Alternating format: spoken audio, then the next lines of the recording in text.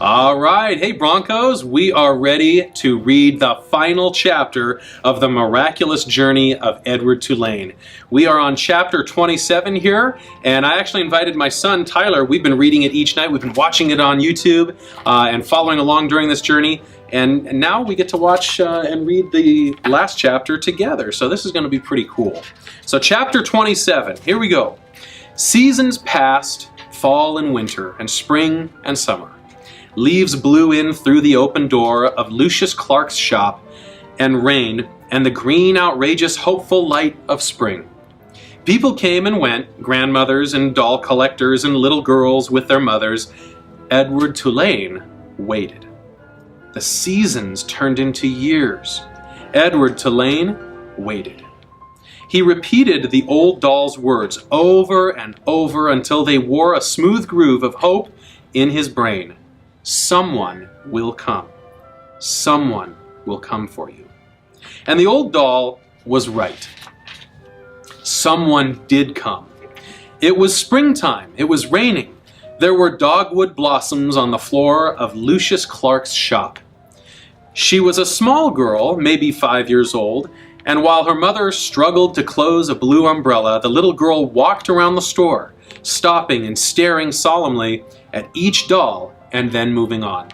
When she came to Edward, she stood in front of him for what seemed like a very long time. She looked at him, and he looked back at her. Someone will come, Edward said. Someone will come for me. The girl smiled, and then she stood on her tiptoes and took Edward off the shelf. She cradled him in her arms. She held him in the same ferocious, tender way Sarah Ruth had held him.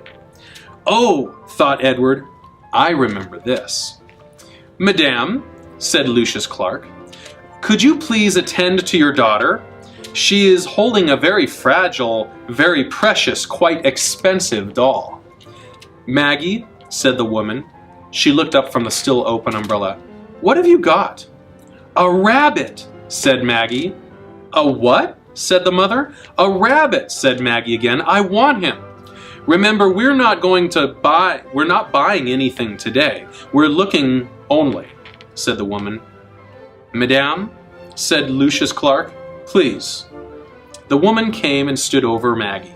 She looked down at Edward. The rabbit felt dizzy. He wondered for a minute if his head had cracked open again, if he was dreaming. Look, Mama, said Maggie. Look at him. I see him, said the woman. She dropped the umbrella. She put her hand on the locket that hung around her neck. And Edward saw then that it was not a locket at all. It was a watch, a pocket watch. It was his watch. Edward, said Abilene. Yes, said Edward. Edward, she said again, certain this time. Yes, said Edward. Yes, yes, yes. It's me. And that is the end of the story, The Miraculous Journey of Edward Tulane. I hope that you guys really enjoyed reading this along with all of our special guests that we had come and visiting North Broadway. I want to give a huge shout out to all those great guests for taking the time and coming and reading a chapter to us so that we could ignite a love of reading here at North Broadway School. What do you think, Tyler? Was that pretty cool? Yeah, Dad, that was really cool. I mean, Mr. Hoff. Mr. Hoff, that's right. Thanks, bud.